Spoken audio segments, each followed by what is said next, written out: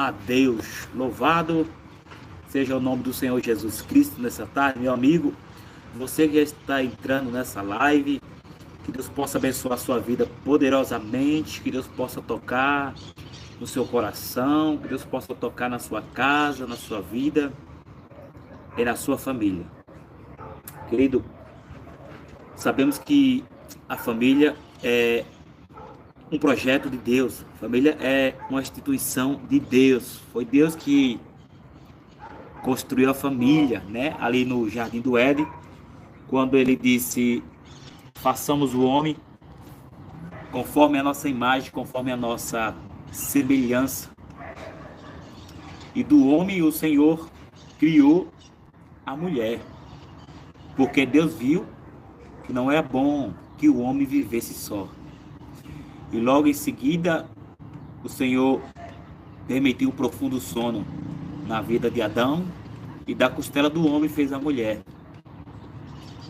E o Senhor disse para Adão e Eva: crescei-vos e multiplicai-vos, né? Deus estava dizendo: gerai filho, povoai a terra. Então aí nós vemos que a família é um projeto, é um sonho de Deus que ele realizou. A família tem como arquiteto principal Deus. Por isso que Deus ele tem que estar no meio, dentro da nossa família, da nossa casa. Por isso nós precisamos apresentar a nossa família a Deus, porque viemos dele e para ele tornaremos, né? Que se pelo homem, e esse homem é Adão, se pelo homem o pecado entrou no mundo, por um homem também veio a salvação. E esse homem se chama Jesus Cristo. Jesus, o Cristo. Jesus, homem. O Cristo, que estava dentro de Jesus. Cristo significa o escolhido, o enviado. Aquele a quem Deus escolheu para consertar a queda do homem do Jardim do Éden. Então, querido, você que está nesse vídeo compartilhando,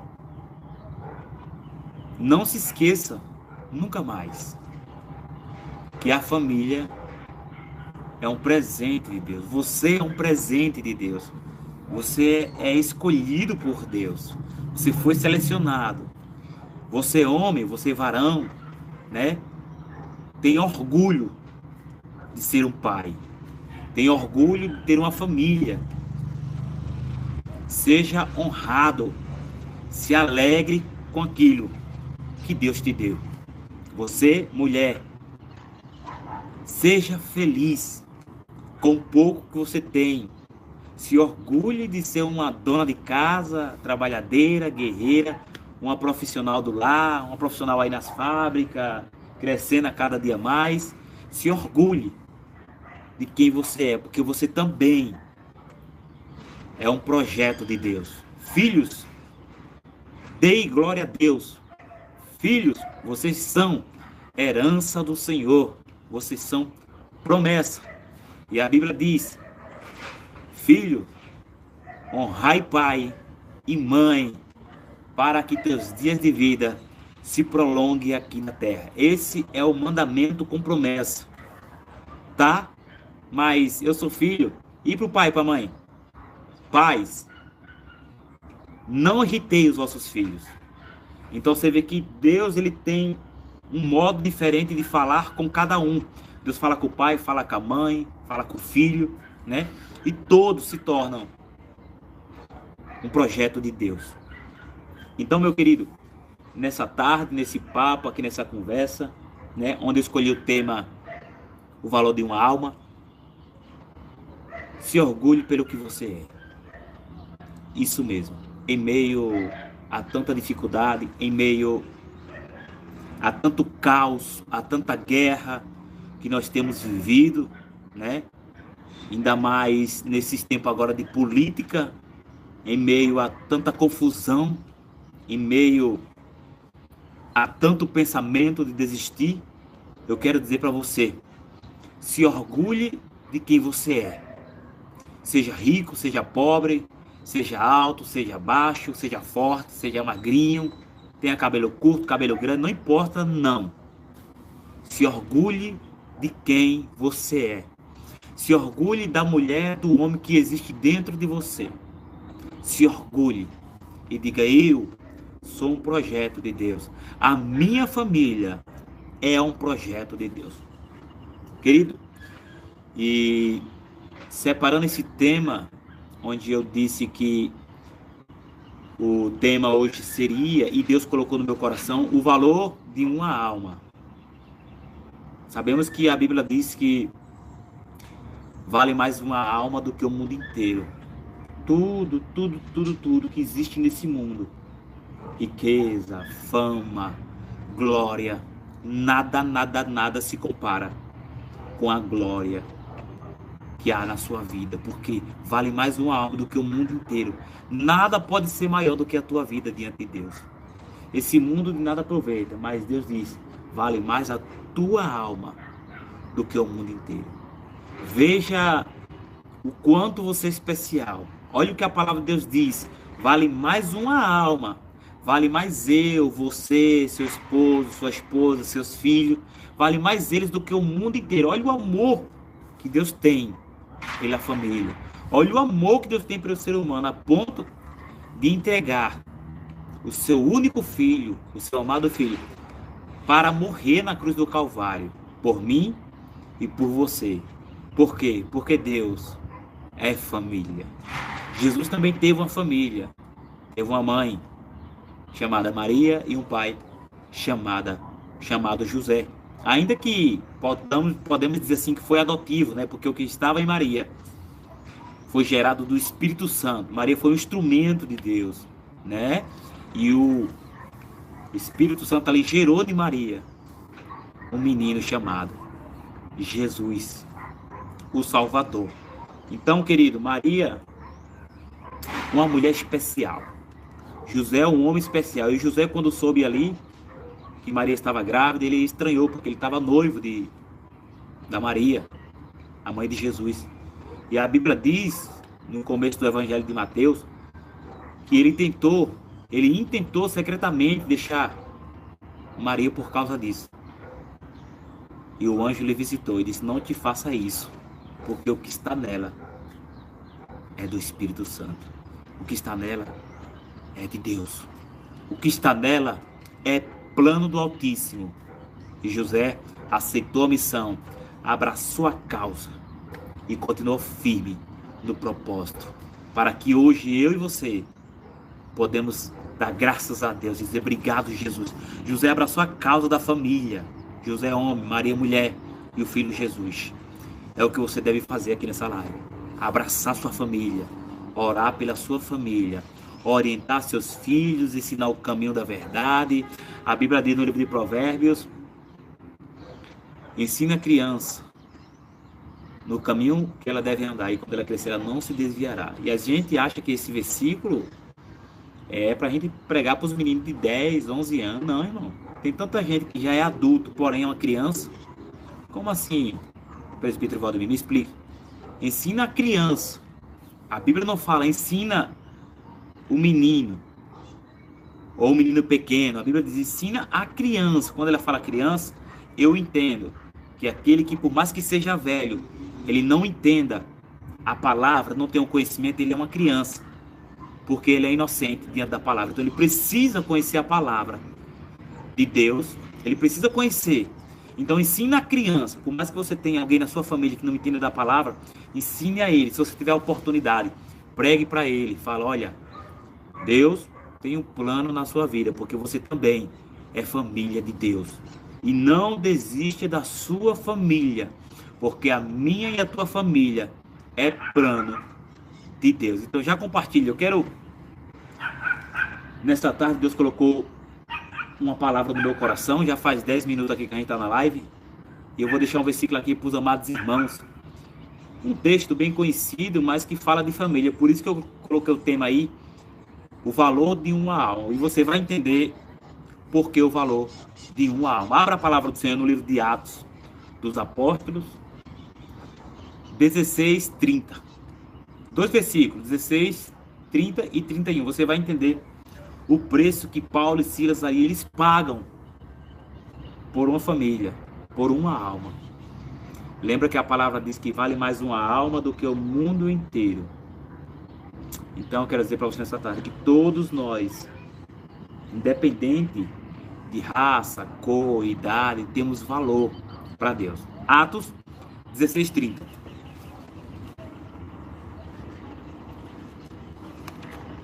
Pega a tua Bíblia aí, já procura o livro de Atos dos Apóstolos, capítulo 16, versículo 30.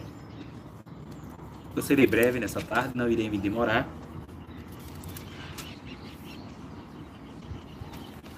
Olha o que diz a palavra de Deus no livro de Atos dos Apóstolos,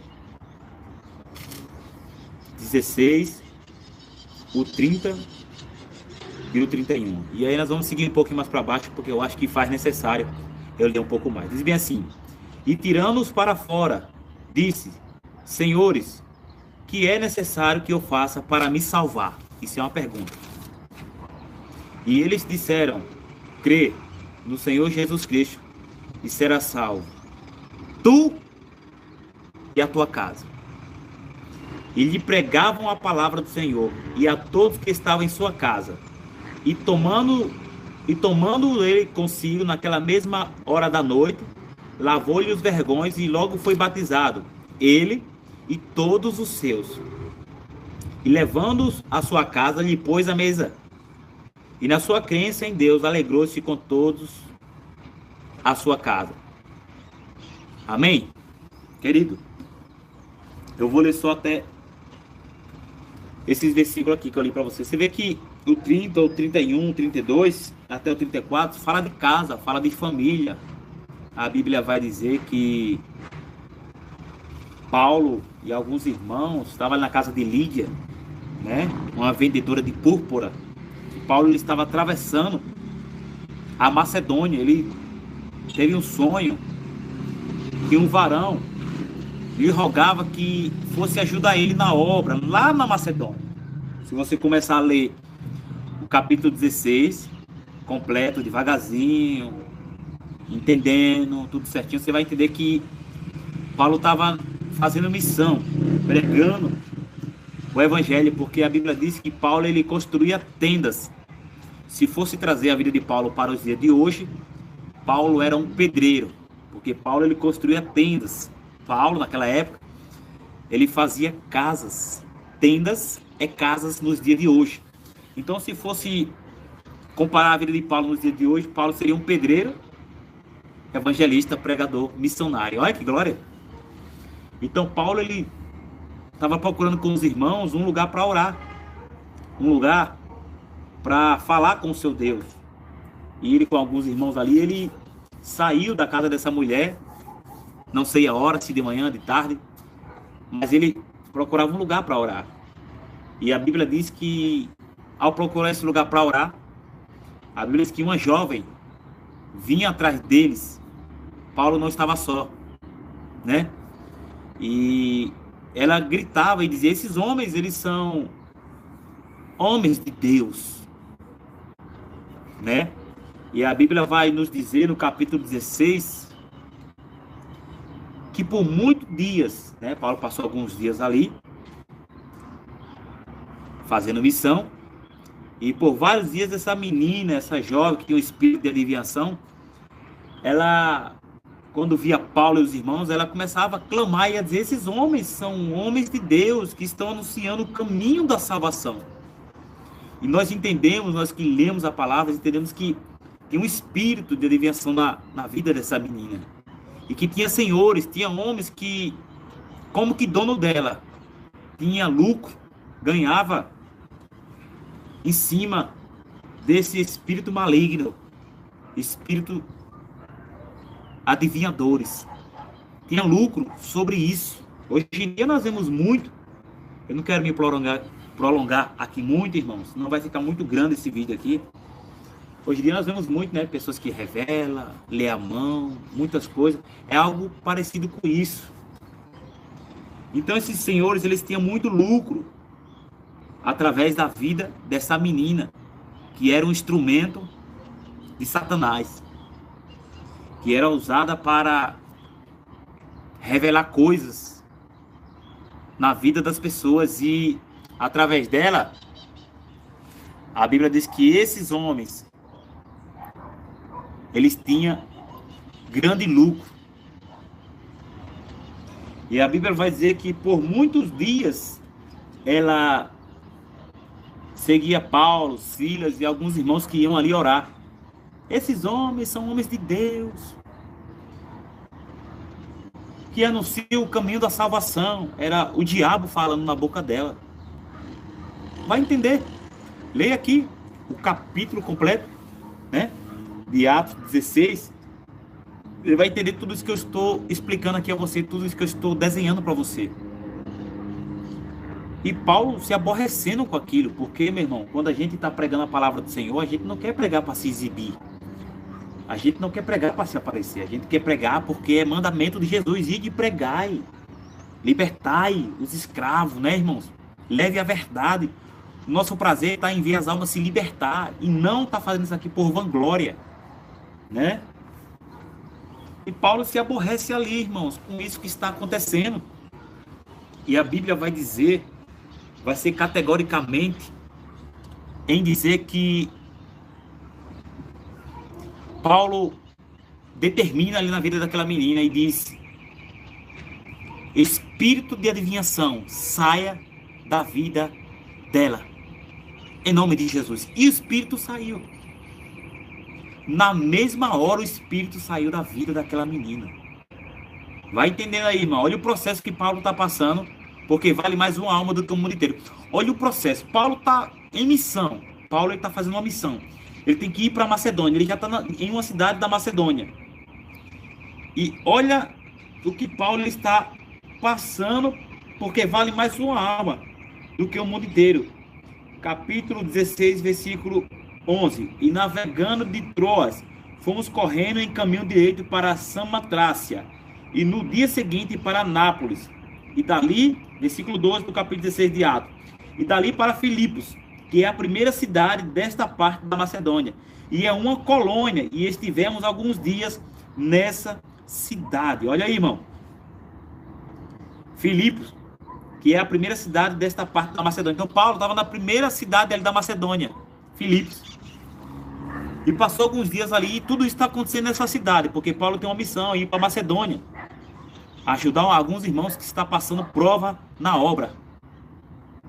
E olha o que Paulo começa a enfrentar ali, porque você vai entender lá na frente o que Deus queria. Deus queria salvar uma família, porque vale mais uma alma do que o mundo inteiro. Então Paulo, cheio de Deus, porque isso foi vários dias, Paulo estava orando, se enchendo, buscando. E a Bíblia diz que aqueles senhores ficou muito irritado com Paulo, a ponto de levar Paulo e denunciar Paulo na presença dos magistrados. E quando eles vai acusar Paulo, ele diz aos magistrados que esse homem está pregando costume, que eles ali em Roma não tinham essas práticas. Na realidade, traduzindo para mim e para você aqui, eles não eram homens libertos, conhecedor do evangelho, conhecedor da palavra. E é isso que eles estão dizendo. Esses homens estão nos ensinando costumes que não é lícito. Versículo 20. Versículo 19 de Atos 16. E vendo os seus senhores que a esperança do seu lucro estava perdida, prenderam Paulo e Silas e os levaram à praça, à presença dos magistrados. E apresentando aos magistrados, disseram: estes homens, sendo judeus, perturbaram a nossa cidade. Como que eles perturbaram a cidade deles? E nos expõem costume que nos não é lícito receber nem praticar, visto que somos romanos. Olha aí. Olha a acusação na vida de Paulo. Paulo e Silas agora está sendo julgado, porque segundo aqueles senhores que tinham grande lucro, Paulo e Silas ele estava pregando costumes que não era lícito. E realmente, os romanos não tinham esse costume. Como pessoas e famílias por aí também, irmãos. Não tem os costumes que nós temos. Por isso que nós temos que pregar. E a Bíblia vai dizer, nos versículos na frente, que mandaram prender Paulo e Silas. E ao prender Paulo e Silas, a Bíblia vai dizer que eles foram açoitados. A Bíblia diz que arrancaram-lhe as roupas. Olha aqui, ó, versículo 22. Veja e preste atenção. E a multidão se levantou unida contra eles. Olha aí, irmão. Não foi só aqueles homens que acusaram Paulo e Silas de pregar um novo costume, né, de pregar a palavra. Mas o povo. E que povo é esse, irmão? Não foi um povo que viu a confusão e veio, não. Aquele povo aonde aqueles senhores enganavam através da vida daquela menina com aquele espírito de adivinhação. Então, esses senhores, que a Bíblia não revela o nome, e esses senhores que tinham grande lucro, e a multidão que se levantou unida contra Paulo e Silas, foi esse povo que recebia a revelação. E a multidão se levantou unida contra eles, e os magistrados, rasgando-lhe as vestes, rasgando-lhe os vestidos, mandaram açoitá-los com varas. Pau no lombo de Paulo, pau no lombo de Silas. O couro comeu solto. Lapada para 10, 15, Paulo pegou sozinho, por causa do evangelho. Foi Paulo que disse: eu não me envergonho do evangelho de Cristo, porque é o poder para a salvação de todo aquele que nele crê. O qual tem recebido tal ordem, e havendo lhe dado muita açoite, o lançaram na prisão, mandando ao carcereiro que o guardasse com segurança. Olha, irmão, o que Paulo e Silas está enfrentando por causa do evangelho, por causa da palavra e por causa de um propósito. Que propósito? Família, filho, pai, mãe, parente, por causa de um propósito. E eles foram presos pelos pés e pelas mãos. Colocaram eles no cárcere, irmão, e com toda a segurança mandaram o carcereiro guardar. É tipo assim, preste atenção, Paulo e Silas estavam sendo tirados ali como bandido, como criminoso. Apenas por um propósito. Apenas por pregar a verdade. Né? E a Bíblia vai dizer, irmãos, que perto da meia-noite, Paulo e Silas, eles cantavam louvores a Deus. Eles cantavam hinos a Deus. Eles louvavam. Paulo e Silas, eles sabiam que se ali eles morressem e não saíssem mais daquela prisão, eles tinham salvação em Deus. Eles sabiam que o que eles estavam fazendo era o correto, era o certo diante de Deus. E eles não se importou em rasgar as suas vestes, em açoitar eles, mas eles estavam ali, indo, pregando o evangelho com autoridade, e com os pés e com as mãos presas no tronco, irmão. Uma coisa é você louvar na igreja em pé, uma coisa é você sair na rua pregando, cantando, dizendo que Jesus é bom. Outra coisa é você estar na prisão por causa de pregar a verdade, por causa de uma jovem que tem um espírito de adivinhação, por causa de um propósito, por causa de uma família.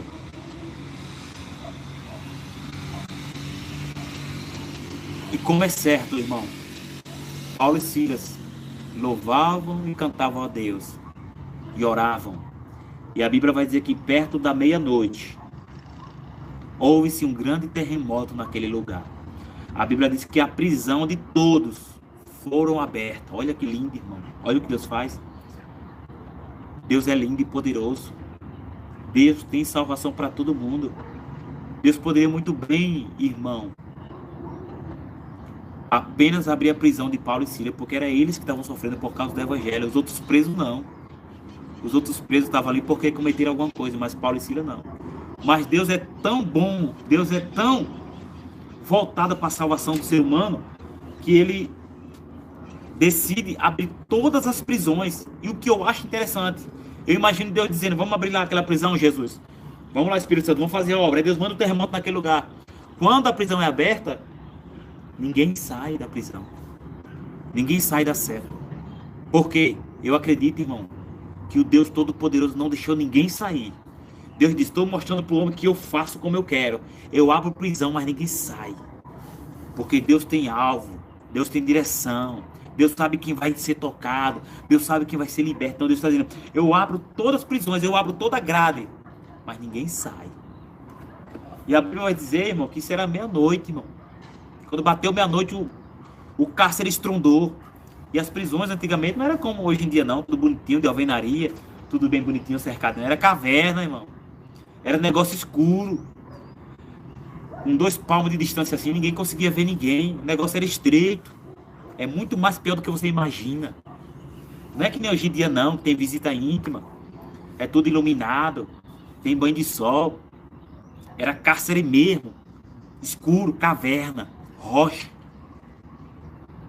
E a Bíblia diz que quando o lugar estremece, a prisão de todos foram abertas. E a Bíblia diz que o carcereiro pula dentro da cela onde Paulo e Silas estavam. Todo assustado. A Bíblia diz que com seu corpo trêmulo, se tremendo, porque ele recebe a ordem de os prender com segurança. E ele pede luz. Quando dá luz a ele, que clareia o ambiente, ele vê Paulo e Silas lá. E mediante aquilo, mediante aquele terremoto que acontece naquele lugar, a Bíblia diz categoricamente que ele olha para Paulo e olha para Silas e diz, homens, o que eu devo fazer para ser salvo? O que eu devo fazer para provar desse poder? Para provar dessa glória aí, ó, desse Deus que estremece cárcere, que quebra cadeia, destrói prisões, desse Deus que arrebenta tudo, irmão. Porque quando você está orando, passando na prova, quando você está cantando, passando na prova, Deus vai arrebentar tudo, irmão. Creia nessa tarde. Se você está orando pelo propósito, se você está orando por uma causa, creia. Deus vai arrebentar tudo. Deus vai mandar um terremoto lá. Vai destruir. Vai provar que Ele é Deus na tua vida.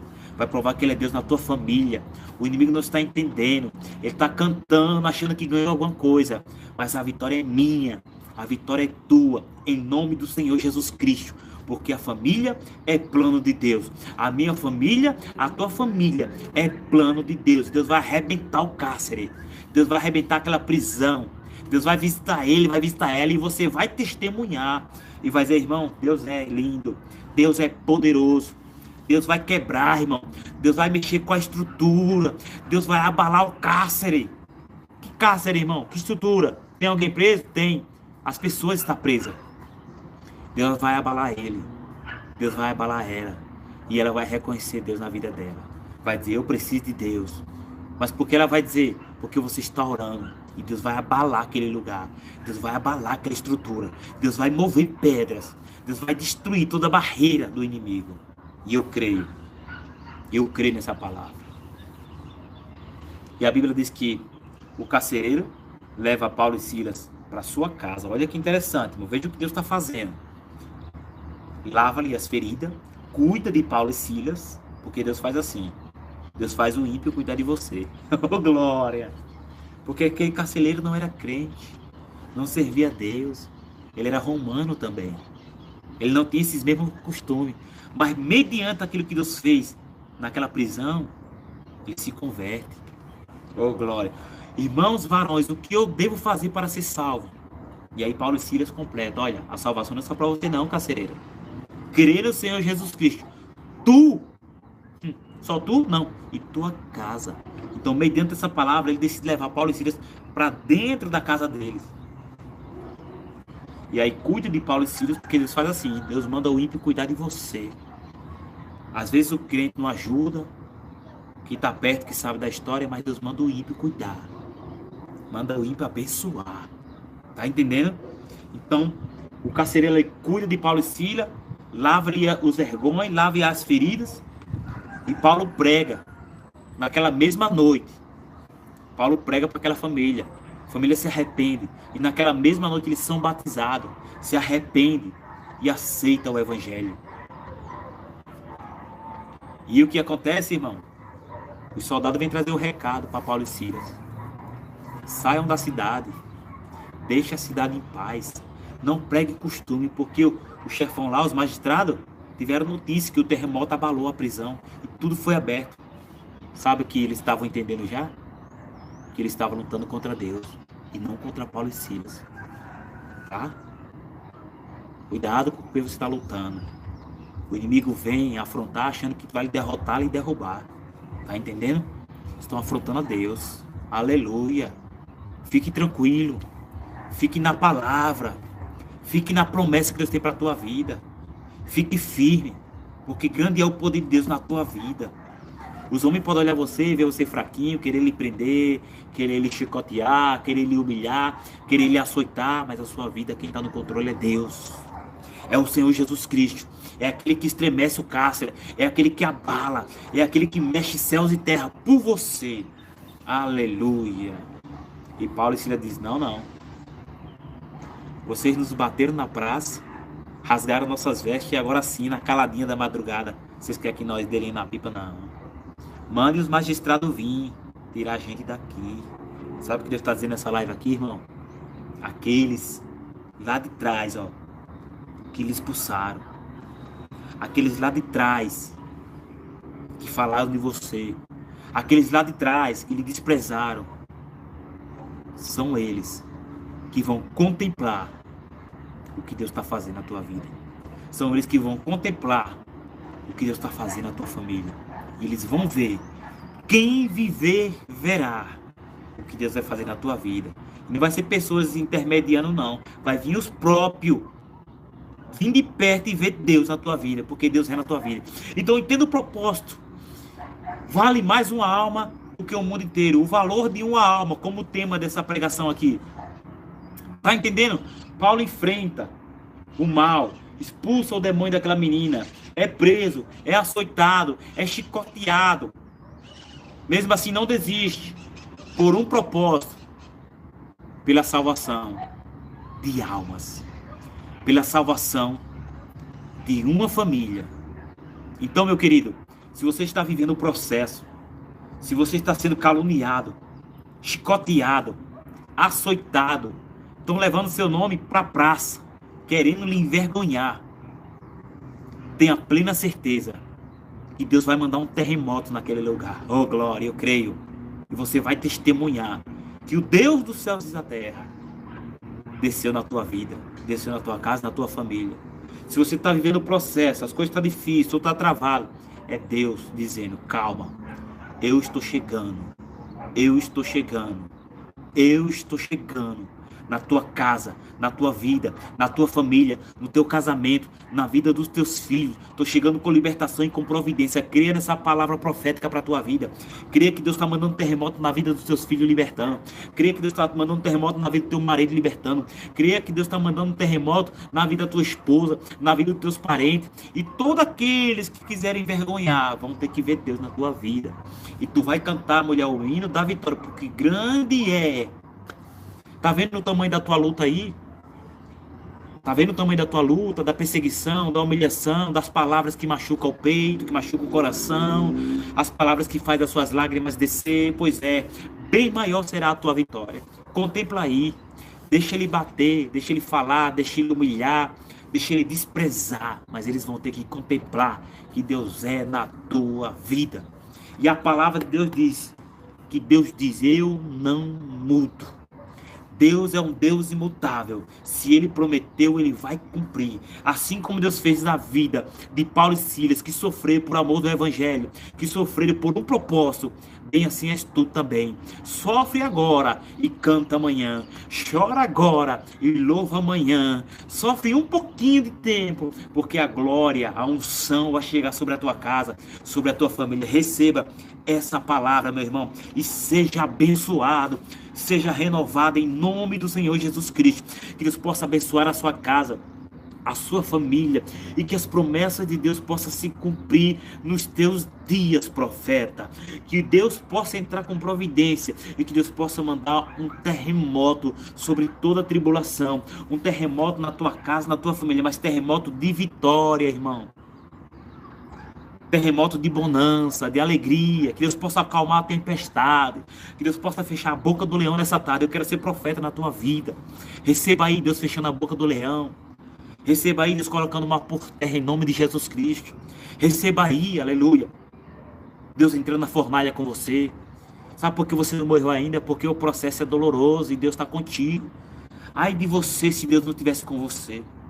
Ai de você se Deus não estivesse com você nessa causa. Ai de você. Você ainda entra aqui nessa live para dizer: Deus, o Senhor na minha vida, Ele está dizendo: eu sou com você. Não deixei o leão te engolir. Não deixei o leão lhe devorar. Não deixei a fornalha lhe queimar. Não deixei, eu estou com você. E Deus diz: ai de ti, se não fosse eu na tua vida, mulher. Quantas das vezes eu mandei o anjo, o homem, na tua vida, e ele cortou o laço do passarinheiro, da peste perniciosa.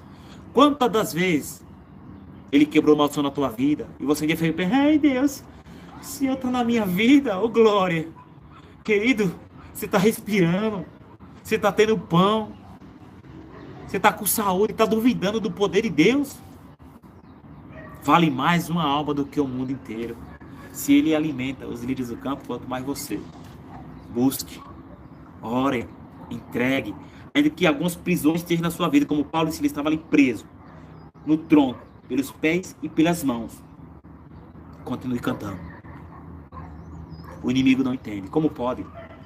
Eles estão ali presos, pelos pés e pelas mãos, e continua cantando, e continua orando. Essa é a diferença.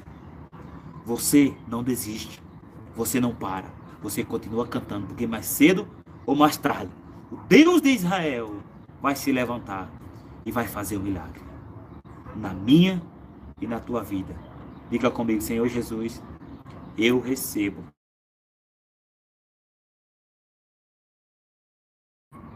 esta palavra. Que tudo que foi falado nesse vídeo for na minha vida. Manda o anjo, manda o terremoto e opera milagres e maravilhas. Isso, diga: Jesus, que eu possa ser tocado por ti. E se nessa live, irmão, irmã, você está enfermo, coloque a mão sobre a sua enfermidade, crendo que você vai ser tocado. Pai, eu não sei onde é a enfermidade, mas o Senhor sabe. O Senhor visita agora, Senhor. Se pedir, se orar, crendo, recebereis. Toca no coração, toca na mente, toca na alma dela, na alma dele. Toca nessa enfermidade, meu Deus, e arranca. Manda o anjo, manda o terremoto, para que a tua serva e o teu servo possa cantar o hino da vitória. Meu Deus, se a prisão for nas drogas, no álcool, na prostituição, meu Pai, envia o anjo com libertação. Liberta ele, liberta ela, que ela e ele possam entender, meu Pai, a tua palavra e verdadeiramente te servir em espírito e em verdade. Que todos reconheçam a tua graça, em nome de Jesus. Querido, você que orou comigo, Deus abençoe. Compartilhe essa live, abençoe a vida de alguém. Muito obrigado e até mais, em nome de Jesus.